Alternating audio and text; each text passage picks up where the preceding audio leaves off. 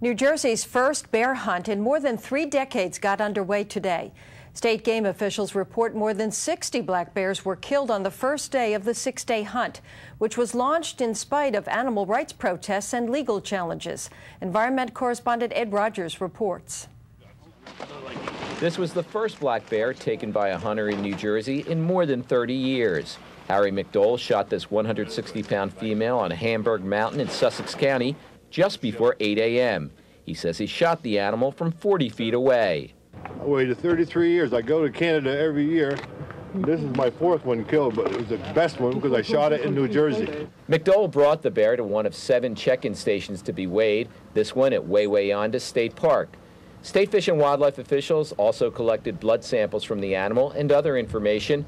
The hunt was approved earlier this year as a way to reduce the state's growing bear population, estimated as high as 3,000. There have been a record number of complaints about bears entering homes and creating other problems, mostly in northern New Jersey. A group opposed to the hunt was on hand today to protest.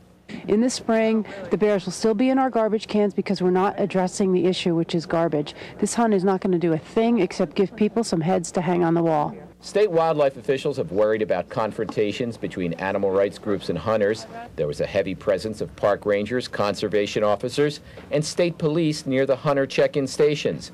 This weekend's snowfall and cold weather were expected to make the bears less active. This was designed to be a conservative hunt. Obviously, we want to maintain bears in this state, and that's why this was designed this way.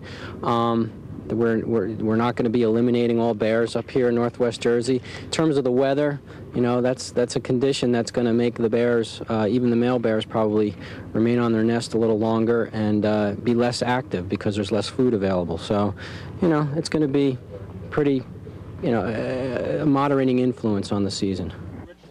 But the weather didn't seem to have an impact on the 110-pound female bear that Scott Richland took this morning. He says the Bruin came up from behind him. He shot it from 10 yards away. The bears themselves are learning to take advantage of the warmer climates we have here. They're not denning up.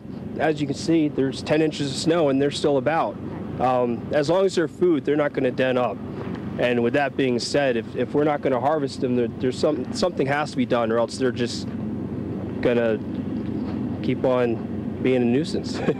A federal judge in Washington will decide tomorrow whether the bear hunt can take place in the Delaware-Water Gap area of the state.